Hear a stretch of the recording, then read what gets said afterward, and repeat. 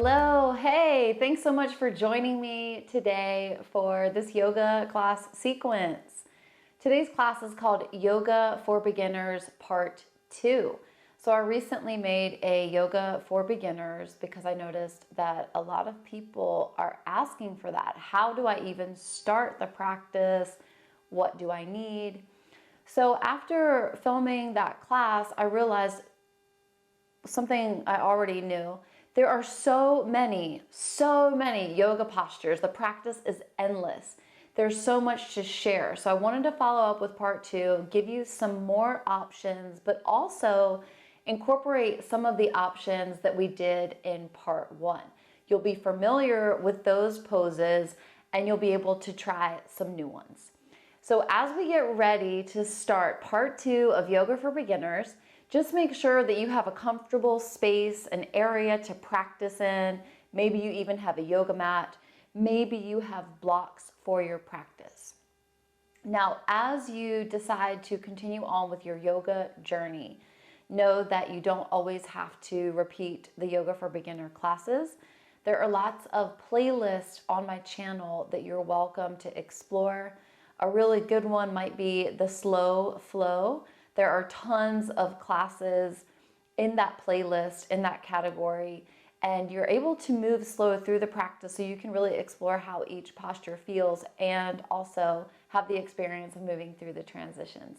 So lots and lots of stuff on the channel once you make it through part 1 and part 2. So let's get started with part 2. So here we are, ready to go, ready to expand what we learned from part 1. And also what I want you to think about and remember is that the physical parts of the yoga practice is just one part. There's so much more to the yoga practice, but this physical part gives us the ability to go inward, to shift energy, and that's going to help us feel better, lighter, and more peaceful. And I think we all want that. So let's get started. In a comfortable seat, close your eyes, bring your gaze inward. Think about reaching the crown of your head up towards the sky as you root down in your seat. It's really lengthening the spine.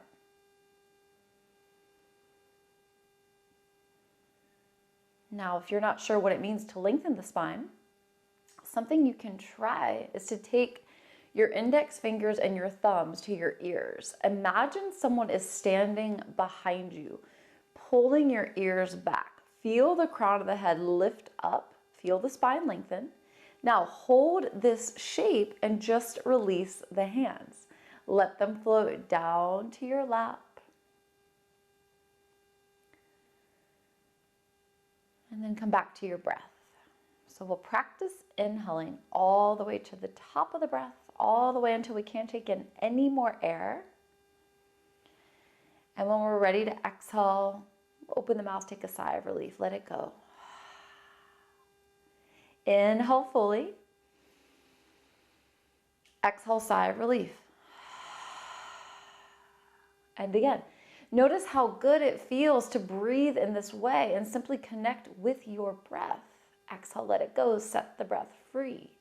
Now inhale for 1, 2, 3, 4. Exhale, 4, 3, 2, 1. And again, inhale for 1, 2, 3, 4. Exhale, 4, 3, 2, 1. One more round. Inhale all the way to the top of the breath. Exhale, slowly release the air. Let it go. Feel the shoulders relax. Just allow yourself to continue to breathe in this way, really lengthening the breath, giving yourself an opportunity to not only connect with your breath, your pranayama, your life force energy, but also allowing yourself this time to transition from what you've already done in your day to your practice. By lengthening the breath, we're also practicing calming our own nervous system, which is going to help us reduce stress and anxiety. Feels so good to just notice your breath and know that you have control over how you are breathing. Anytime we feel flustered, frustrated, irritable, angry, whatever that emotion is that feels uncomfortable, just give yourself a time out and come back to the breath.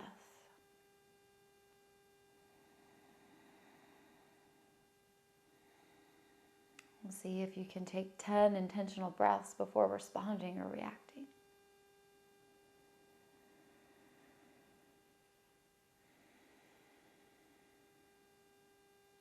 And we'll just let our intention for this class today be exploration of the practice. Just noticing how each posture and each transition feels.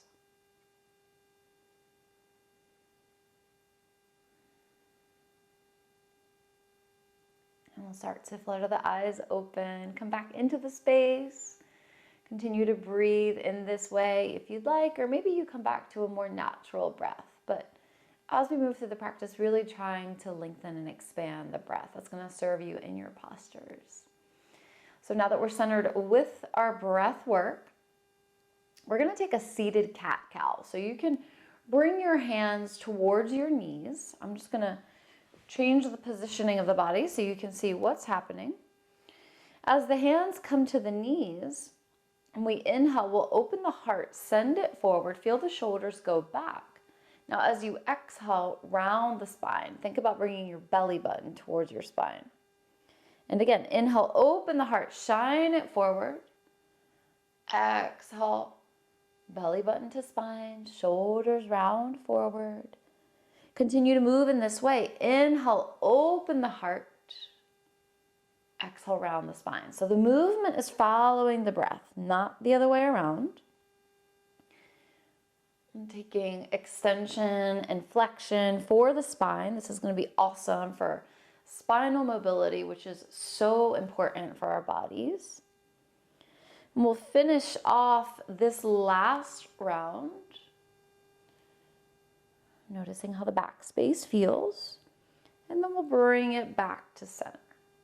So once you come to center, and you're back with that straight spine, crown of the head is reaching up, look down to your legs. Position one leg in front of the other. Knees are going to be bent if that's okay for your knees. Otherwise, you can open the distance, open the angle at the knees, sending the legs further out, or maybe you extend one leg at a time. So just see what's serving your knees. One leg in front of the other. Try not to stack the ankles. We don't want bone on bone. Then bring your fingertips in front of your legs. Take an inhale breath. And as you exhale, hinge at the hips, fold forward. Keep the hips connected to the mat. Walk the hands forward as much or as little as you want to. Maybe you stay on your palms, or maybe the forearms ground down. You can release your head and your neck. You'll be feeling the stretch in the hip of the leg that you have in front. The more you fold forward, the deeper you're going to feel into the back. Your forehead might come all the way down to the mat. It might not. Whatever it does, no judgment. Just enjoy the experience. Now come back to your breath. If your breathing is shallow, give yourself an opportunity to practice expansion.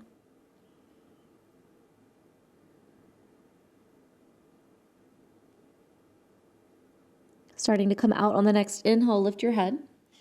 Exhale, slowly walk your hands towards your body. Now, we are going to do that on the other side, but before we do, we're going to incorporate another movement for spinal mobility.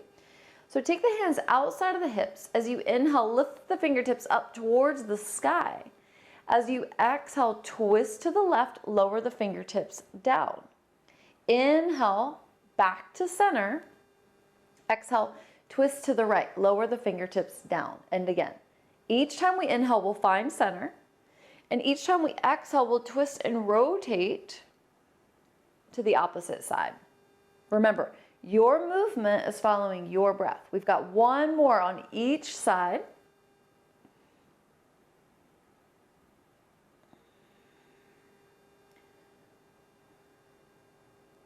And then we'll meet at center. Letting the hands float down, arms come by the sides. Looking at your legs, switch it up. So the leg that's behind now comes in front. Give yourself time to adjust. And remember, if this is too much for your knees, you can widen the angle, you can extend one leg. When you're ready, fingertips come in front of the legs. Take an inhale breath. Exhale, hinge at the hips. Fold forward. Walk the hands forward as much or as little as you'd like. This is your practice. How can you honor yourself?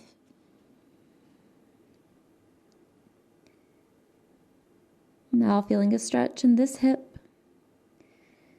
Know that this side might feel totally different, and that is okay.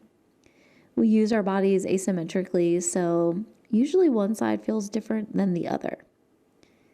So if we notice this, we just practice observing, but without judgment. Instead of judging our bodies, we can invite gratitude in for this awesome body that lets us do so many things. So if you like this posture, this is one that you might decide at some point or another to spend a little more time in. I personally feel like the hips need attention every day. It's definitely an area of our body where we store a lot of stuff. Stuff we don't want to deal with, stuff that's suppressed. And with our practice, our stretches, we can give time to let that stuff come up and let it go. Now on the next inhale, lift the head. Exhale, walk the hands towards the body, lift the crown of the head up towards the sky. Back to our straight spine. Hands come outside of the hips. Now inhale, lift the arms up, fingertips reaching for the sky. Exhale, left hand lowers down in line with the left hip. Inhale, reach the right fingers up. Now on your next exhale, lean over to the left. So you want to position your right bicep above your right ear. Now you might be on your left palm, or you might be able to lower down onto your forearm. Reach to the right fingertips. Feel a nice deep stretch in the right side body from the hip to the arm. And on your next inhale, lift all 10 fingers straight up to the ceiling. Exhale, now the right hand comes outside of the right hip. In line with the hip, not back, not forward, line it up. Inhale, reach the left fingers up. Exhale, fold over to the right. So now the left bicep is hovering above the left ear. Side body stretching is so important. Research says that this is the part of the human body that we stretch the least. So it's an opportunity to let the congestion and the tightness go. On the next inhale, we're gonna lift the fingertips back up, and we'll take one more on each side. So as you set it up to move over to the left, you might notice being able to go a little deeper this second round.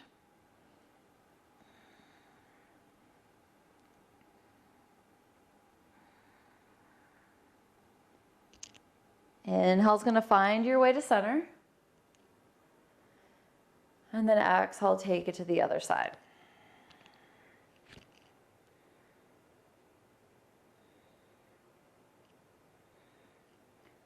Notice if the chest is collapsing, open the arm, maybe even gaze up. But if that hurts your neck, you can rotate your head to look down.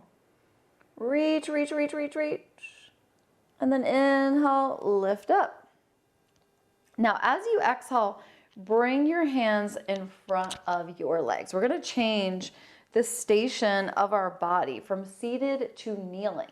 So as the hands reach forward, we lift the hips. We set ourselves up in what is called tabletop position.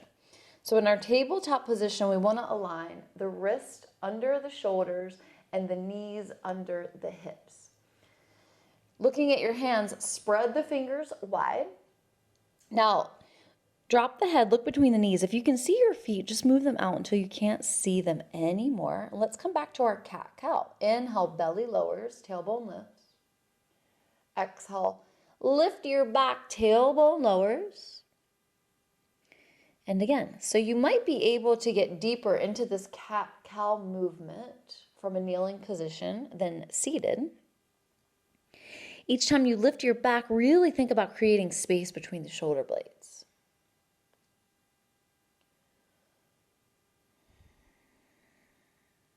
We'll take one more full round.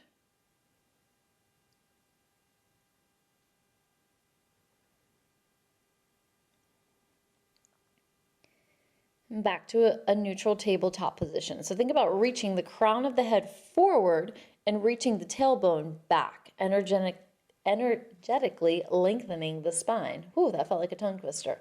All right, looking back to the hands, coming into our lizard lunge, we're going to lift that right knee, step the right foot outside of the right hand. Now press the hips forward. As you do this, you might notice the knee coming past the toes or the shoulders coming past the fingers. So if that's happening for you, just shimmy your foot forward, walk the hands forward so that you can stack the knee above the ankle. Wrist under the shoulders. Lizard lunge. All right, lots of options here. We can stay with our palms pressing down to the mat. If it's available to you, you can come onto your forearms. So if you're taking that option, you want to align your elbows with the arch of your right foot. The right knee can splay out. So you're rolling to the pinky side of the right foot. That's going to give you external rotation for the right hip.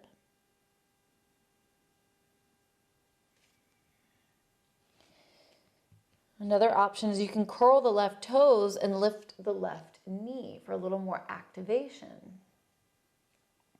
So if you're taking that option, you might think about pressing the left heel back as you continue to keep a bend in the right knee. You might even take little micro movements, shifting forward and back. If the knee is lifted, lower it down. Uncurl the back toes. Now send the hips back just enough so that left hip is above the left knee. Straighten the right leg. You might walk the hands back if that's more comfortable. So you want to lift the right toes. And then on an exhale breath, we're going to fold forward. So maybe the elbows bend.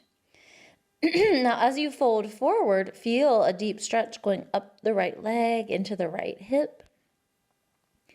Try to relax your head and your neck. Imagine that your forehead is going to tap the mat.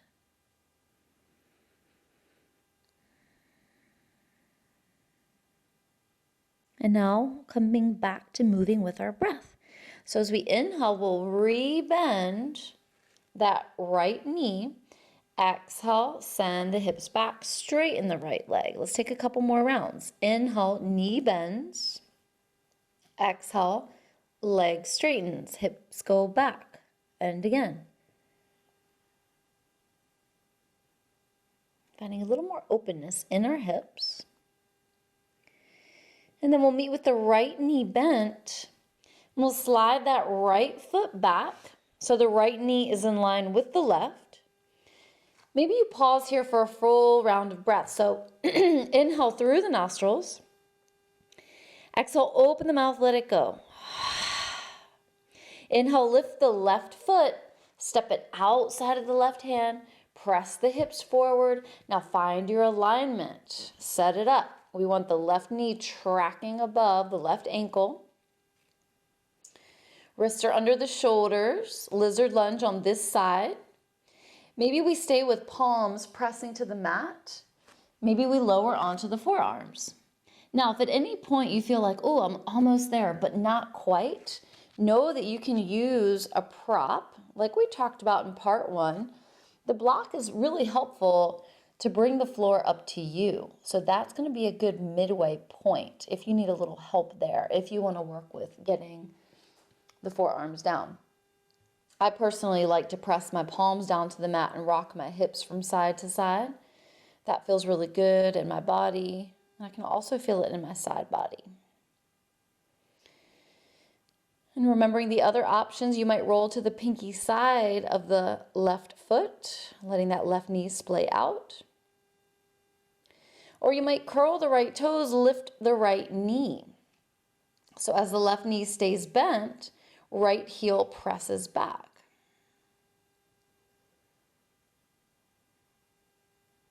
Maybe we take those little micro movements, just shifting forward and back, noticing how that feels for the hips. Find center. If that right knee is lifted, go ahead and lower it down. Uncurl the right toes. Now, taking our time, we'll lift the hips, send them back so that the right hip is above the right knee. Remember, you can walk your hands back if that's more comfortable, and then we want to lift the left toes. So the left heel is connected to the mat, left leg is straight, and then we fold forward, bending the elbows. Maybe you close your eyes and notice the sensation at the left leg.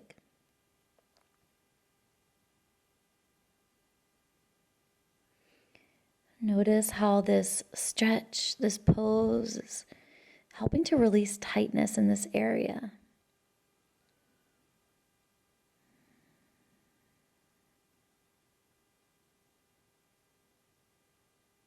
Preparing to come out and move with our breath.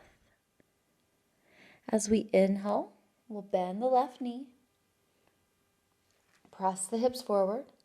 Exhale, lift the hips, send them back. Straighten the left leg. We've got a couple more rounds. Come back to your movement following your breath. This is your practice. How can you honor your body?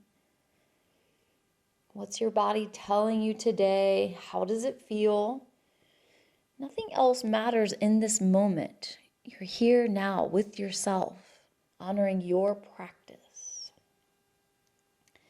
Now we'll meet with the left knee bent. Slide the left foot back so the left knee is in line with the right. Back to our neutral tabletop. Inhale through the nostrils. Exhale, open your mouth, let it go. Now from here, walk the hands forward, one hand placement. We're going to lower down here now, practicing our Cobra Pose.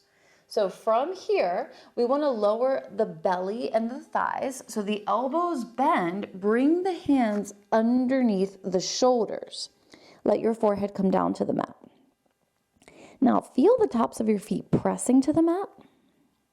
On your next inhale, lift your head, lift your chest, gaze is forward. Little back bend, and then exhale, lower down. Pause here for a full round of breath. Inhale through the nostrils. Exhale, let it go. Now we can come back into our cobra, or as we inhale, we can lift the chest, lift the belly. Maybe the arms straighten as the gaze is forward. Another option we can take is downward facing dog. So for downward facing dog, we lift the legs. So just the tops of the feet and the palms are connected to the mat. Gaze is forward. Upward facing dog. Now from upward facing dog, we're going to transition to downward facing dog. To get there, we lift the hips way up high, send them back. Press the soles of the feet to the mat. So basically your body is in the shape of an upside down V. You want to think about sending your chest towards your thighs. This is going to take the pressure out of the shoulders. Think about sending weight into the legs. Now, if your hamstrings are tight, you can bend your knees. That'll be more comfortable. An option I really like to take here is alternate knee bends. So as one knee bends, the opposite leg straightens. Give yourself time to feel into the movement.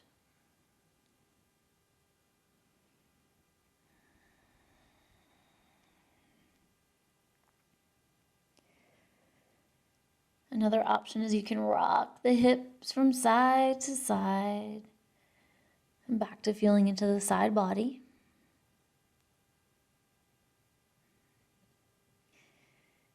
And come back to your neutral downward facing dog, and then slowly walk the hands towards your feet. So you're coming to the back of the mat. Now on your next inhale, take your palms to your shins, half lift. This is called Ardha Uttanasana. And then as you exhale, fold Uttanasana. Let's do that a couple more times. Inhale, half lift. Exhale, fold. And again. Movement following the breath. Inhale is a half lift. Exhale, fold. Now, in our standing forward fold, arms can dangle, or your hands can reach for opposite elbows, framing your head with your arms. Maybe you come back to alternate knee bends. So the standing forward fold is really beneficial to stretch the back of the body and to decompress the spine. Relax your head. Maybe you rock your head from side to side, forward and back. Point the crown of your head down to the ground. And just visualize any excessive thoughts dumping out of your head into the mat, into the ground, into the earth. Let it go. Use each exhalation breath as an opportunity to let go, to release.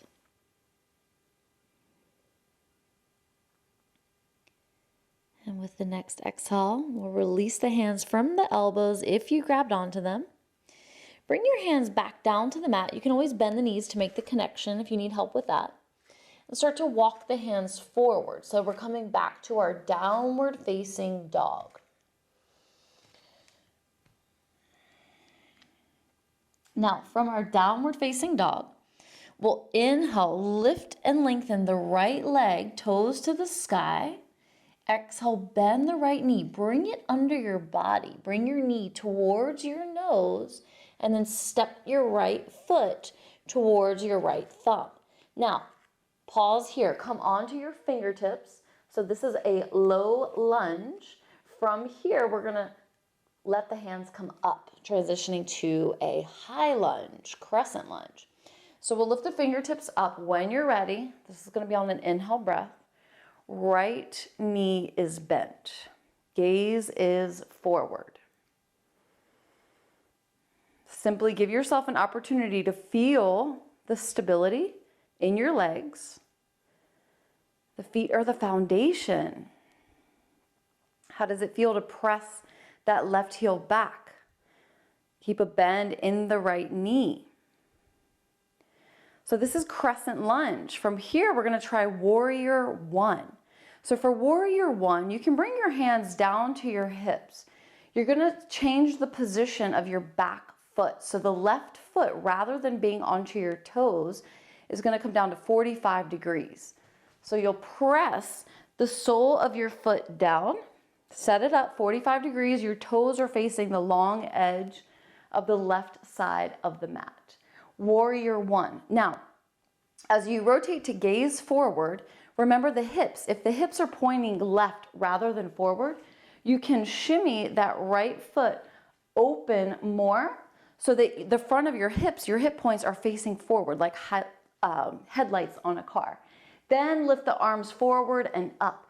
Warrior one, pressing to the pinky edge of the left foot. Strong stance. Feel the strength in your legs. As you root down with the feet, rise up through the crown of the head. Warrior one. Now, we can pause here and take a shoulder opener, chest opener, heart opener by bringing the hands behind the body, pressing the palms together, sending the fist down, opening the heart and gazing up. This is just an option. You don't have to take it.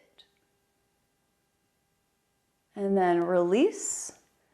Lift the arms back up as you inhale. And then as you exhale, open the arms in opposite directions, setting up for warrior two. Now bring the back foot, the left foot to 90 degrees. Shimmy that right foot in if you send it out wide, okay? Now to set up your feet for warrior two, what you can do here is to align your right heel with your left arch, or you can align your right heel with your left. Now, right knee is bent. We don't want the body leaning forward or back. We want to center the body above the hips. Gaze is to the right middle finger. Strong stance here.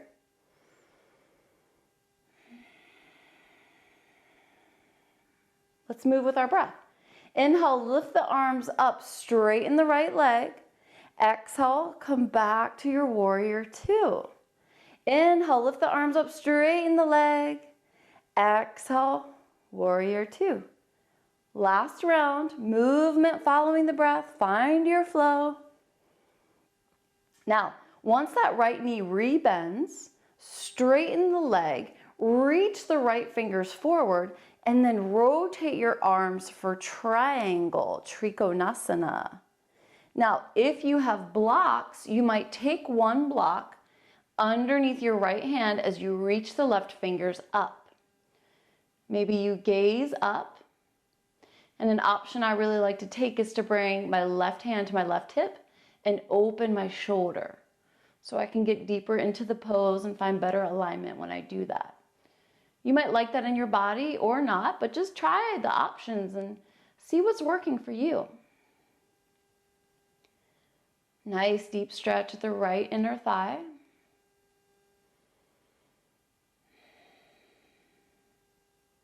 And we'll start to come out of our triangle. So rebending that right knee, lifting the arms back to warrior two. We'll start to bring the hands down, framing the right foot. Coming onto the left toes, we'll step the right foot back. So we're making our way back to our downward facing dog.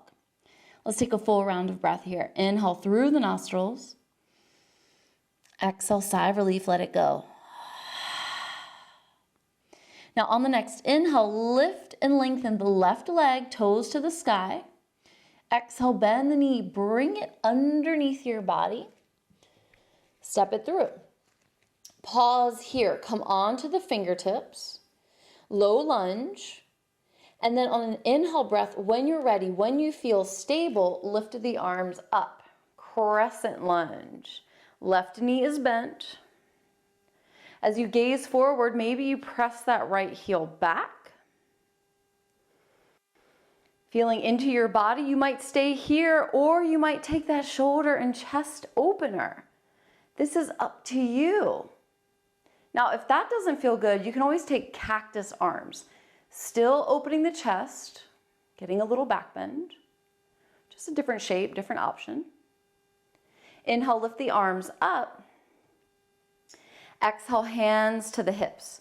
Now, we're going to switch it up coming into warrior one. Left foot, left leg is going to stay the same. Just lift the right foot, press it down 45 degrees. So when you look back to your right foot, your toes are in line with the long edge of the mat. Left knee is still bent. Now, notice what's happening in your body. Are your hips facing the right rather than forward? Remember what you can do here. You can shimmy that left foot open wider. Now, gazing forward, arms are rising up. So we can always take options of keeping the arms up. Maybe we take cactus arms. Maybe we take that shoulder opener, whatever you want for your body, for your practice. But feel the strength.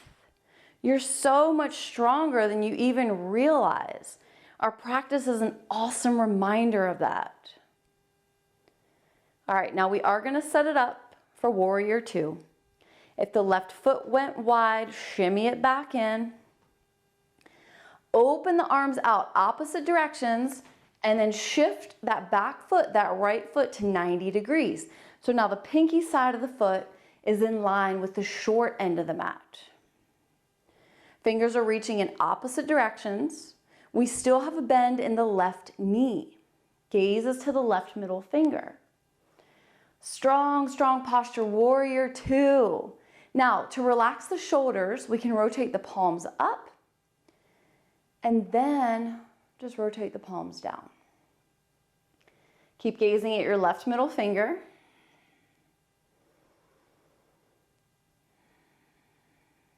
And let's move with our breath.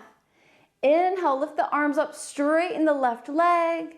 Exhale, bend the left knee, back to warrior two. Inhale, lift it up. Exhale, warrior two. We've got one more round.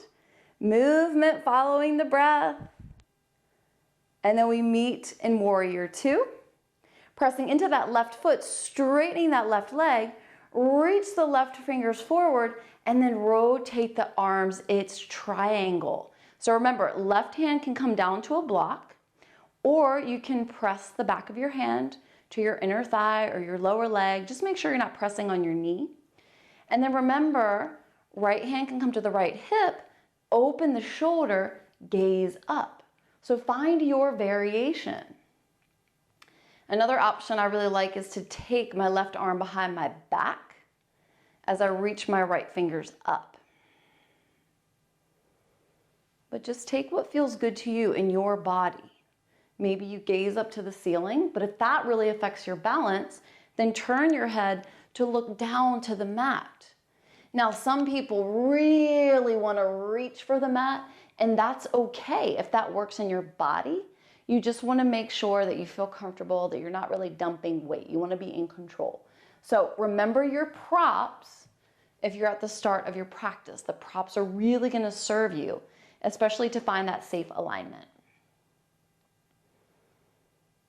So starting to come out of our triangle, we're going to soften that left knee, start to find a bend, rotate the arms back to warrior two, and then we're going to float the arms down, frame that left foot, pop onto the right toes, and as the hands meet the mat, step the left foot back, downward facing dog. Find your breath. Inhale through your nostrils. Exhale, release, let it go. Now bend the knees and slowly bring the knees down to the mat. Open the knees the width of the mat. And then bring the big toes together. Send the hips towards the heels. Forehead to the mat. It's child's pose. Give yourself a few rounds of breath here. This is an extremely important posture. If you have trouble sleeping at night, if you've got a lot of anxiety, this posture is known to calm the nervous system. So when we practice it with the knees wide, we can get some gentle hip opening. We also have the option of bringing the knees together, feet together, arms by our sides. So that's going to help us to release the shoulders and also stretch the back. Just relax the shoulders, ground down. You might even rock your forehead from side to side, just giving yourself a little massage. Your third eye, space of intuition and wisdom, space that regulates thoughts and dreams. Just telling the space, not right now. Don't need the thoughts right now. I'm in my body, in my practice. Next, inhale, lift your head. And as you lift the crown of the head up, come back to that straight spine, axial extension. Changing the station of our body again, we'll lift the hips, send the feet out to one side, and then bring the legs forward. So we are going to come on to our backs. So anytime we're on our backs, these are called supine positions, or postures in yoga, sometimes referred to as reclined poses. So as we come onto our backs, you might want to just bring a block close to your hand. You might or might not need it. Coming into our bridge pose, the knees are bent. We'll extend the arms. See if your middle fingers can graze your heels in line with the glutes. Now for bridge pose, we've got lots of options. Now opening the front of the body, as we inhale, we lift the hips, press them up. So we're at a diagonal from our shoulders to our knees. For a supported bridge, we can bring the block at the mid-height underneath the sacrum. So if you're not sure what the sacrum is, it's the triangular bone at the base of your low back. You don't want to put the block on your low back. But think about more towards the glutes. So if you've got a waistband on your pants, it's going to go lower than the waistband. So this is one option. The other option is you can bring your hands underneath, interlace your fingers, press your palms your fist into the ground. Keep lifting. Feel the shoulders roll underneath. I personally like the supported option because to open my body even deeper from bridge pose, I like to extend one leg at a time and bring my heels to the mat. So now I can really open the front of the hips. This is an awesome option if you spend a lot of time sitting. This stretches the psoas muscle, which the psoas connects the femur bones, the biggest bones in the body, to the low back. So whenever we're seated for a long period of time, that muscle gets tight. So by taking this position, we can really open that up and get some relief for the low back. So if you're trying this and it feels like a little too much, you can always bend one knee and try one side at a time. If you don't have blocks, no worries. You can use pillows or rolled up blankets, stacked blankets, whatever you have in your space. And remember, this doesn't have to be supported. You can lift yourself up. Just depends on how you feel. So if one knee is bent, go ahead, switch it up, take it on the other side. Let's start to even it out. And wherever your thoughts drifted off to, just come back to your breath. How are you breathing in this moment? Is there space to lengthen the breath?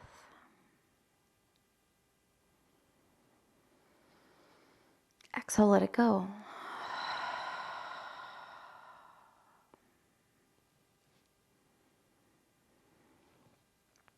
Now we're going to bend both knees, press the feet to the mat, lift the hips, remove the blocks, slowly roll down from the top of the spine, bone by bone, all the way down until the tailbone meets the mat. Pause here, find your breath. Inhale through the nostrils, deep, deep inhalation. Exhale, release, let it go. Now lift your feet so that you're stacking your knees above your hips and then your ankles in line with your knees. Open your arms out to the side so your wrists are in line with your shoulders. Gaze up to the ceiling, take an inhale breath. And when you're ready to exhale, move both of your knees over to the left. Practice keeping the right shoulder down. Inhale, lift the knees straight up. Exhale, take the knees over to the right. Keep the left shoulder down. Each time we inhale, we find center. And each time we exhale, we twist opposite direction.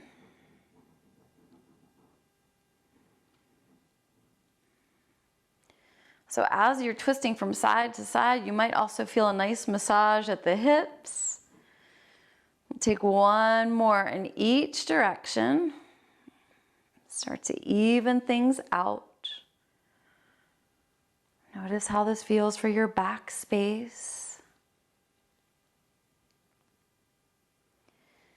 And then back to center.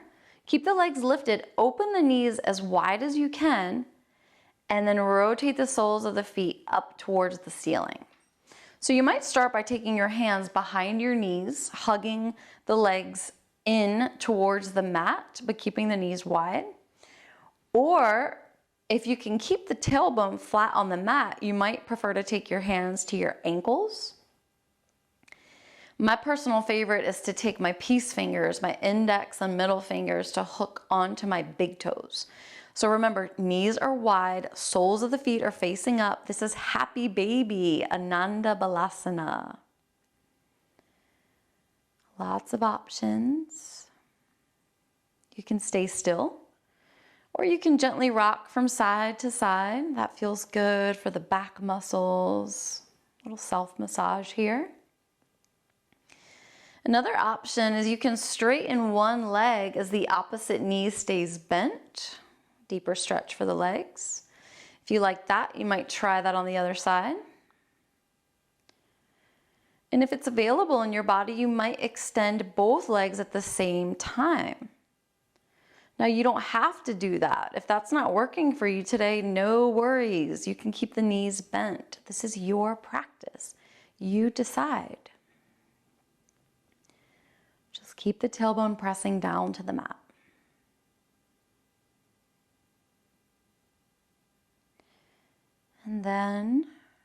Release the feet. Release the hands, let the feet float down. We're gonna come into Savasana. So if you took part one, you remember that this time is all about integrating the work that we've done through our movement, through our practice. We can take this traditional star shape with space between the legs, space at the armpits. I like to rock the toes in and out a few times before settling into stillness. Feeling the movement going up the legs into the hips. Tucking the chin towards the chest, lengthening the back of the neck. Now know that this is just one option. If this is not the most comfortable option for you, there are some other things you can explore. For example, if you've got tightness at your low back, you can bend the knees, bring your feet open the width of the mat, and then let your knees drop in towards each other. Press the tailbone to the mat. If you would like some gentle hip opening, you can bring the soles of the feet together and let the knees splay out. Now, if you're trying this option and you feel tension at the hips, at the front of the hips, at the inner thighs, you can take your blocks under your thighs. And if you don't have blocks, don't worry. You can make fist and position your fist underneath your thighs. So we want to do that if we have tension, because if you're holding tension, you can't actually stretch. But if you support your body with props, and then the tension can go and you can relax into the pose and stretch. So just give yourself time to find the shape that's working for you. Eyes are closed, gaze is inward. Arms can be resting at your sides. Or you can bring your hands to your belly. With each inhalation, feel the belly rise. And with each exhale, soften. With each inhalation, taking in fresh, clean, new air. And with each exhalation, releasing stale, stagnant energy. All we have to do here is just breathe. Know that there's nowhere more important to be right now than serving yourself. Part of self-care is simply giving yourself time to take care of you. It's not selfish, it's necessary. The more we take care of ourselves, the better position we're in to take care of other people.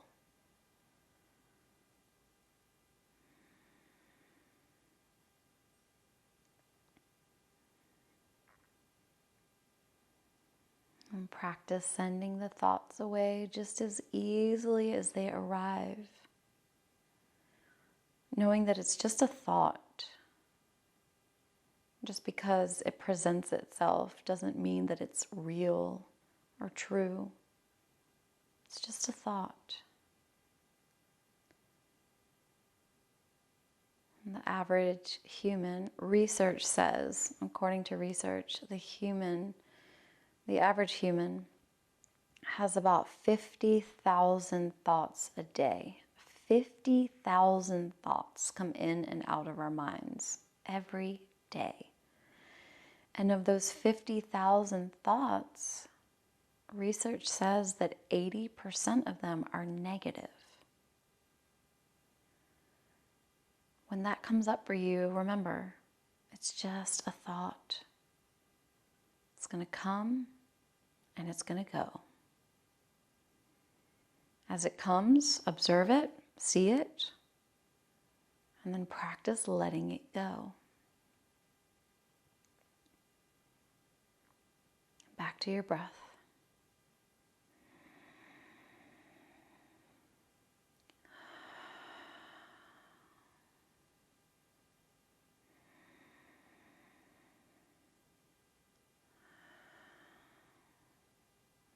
Savasana is an awesome time to get to know yourself better, to give yourself permission to just be.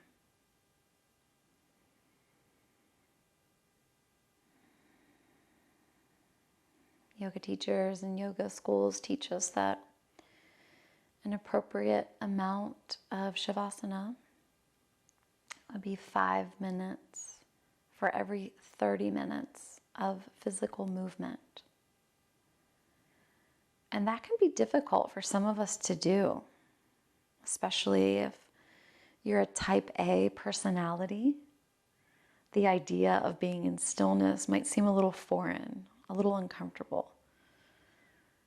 Because in your brain, there's always something to do, somewhere to go, something to tend to. But now's the time to serve yourself, to just be, to just relax.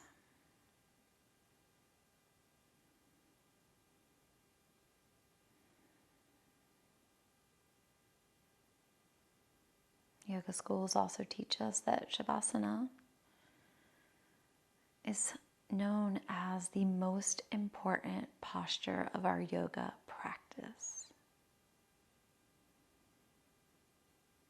You might think that you're just laying here doing nothing, but this posture is so beneficial.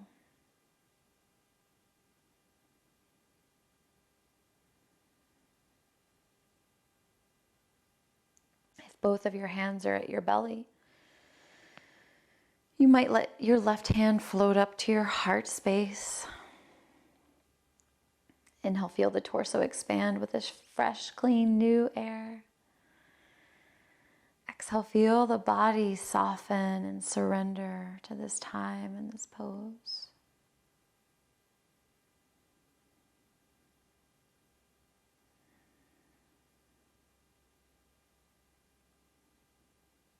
As we start to close our practice together today, you are welcome to stay as you are, or you can start to make your way to a comfortable seat, whatever feels appropriate. If you're wondering how to get to a comfortable seat, you can take your hands to guide the knees together. You might even pause here to hug the knees into the chest. And as you take your palms to your shins, maybe you rotate the big toes, just getting some ankle mobility and then taking that opposite direction. You can roll over onto one side, or you can take your hands under your knees and rock up and down the spine until you come onto that seat. So if you're making the transition to your comfortable seat, just find a position that works for you. And then come back to the idea of that straight spine, the shoulders above the hips and the ears above the shoulders. With your next inhale, we'll sweep the arms up, gathering all the energy that you need. Let the palms connect. Bring the thumbs down the midline, connecting the thumbs to the heart center.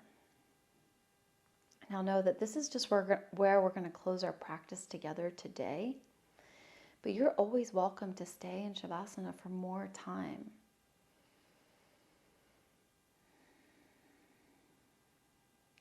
Find your breath. Relax your shoulders. Relax your face and your jaw by separating your teeth.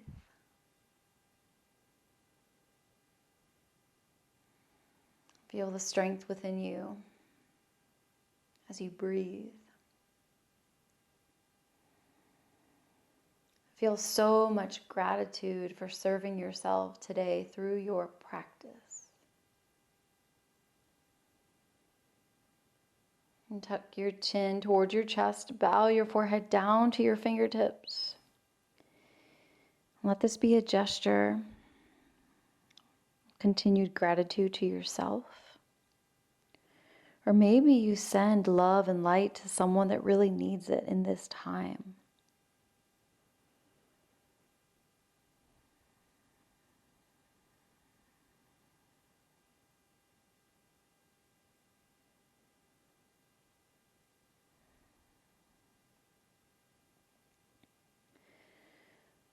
We'll lift the chin, bring the thumbs to the third eye, the space between the eyebrows. And often in our yoga practice, we hear the word namaste as a closing. That can be translated as the light in me sees, honors, and recognizes the light within you. I'm deeply grateful for your presence and for allowing me to guide you through this beautiful practice. Namaste.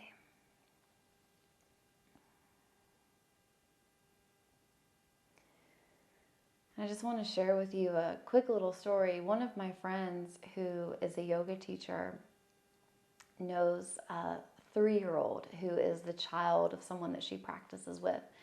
And this 3-year-old child says that to him, namaste means the best part of me is the same as the best part of you. And I think that that's so powerful for someone that's so young to recognize that. There is so much goodness, and we really do have so much more in common than we don't. So as you move forward in your day, I really want to inspire you to remember that, to see the good, the light, and the love in other people, and to continue to honor that and share that. Thank you so much for practicing with me. It is an honor. I will continue to make more classes for you. If you haven't subscribed to my channel yet, please just click that button and I'll continue to create content for you. It's all free. I appreciate your subscribing and your sharing with people that you think could benefit from these classes. Thank you, and I'll see you next time.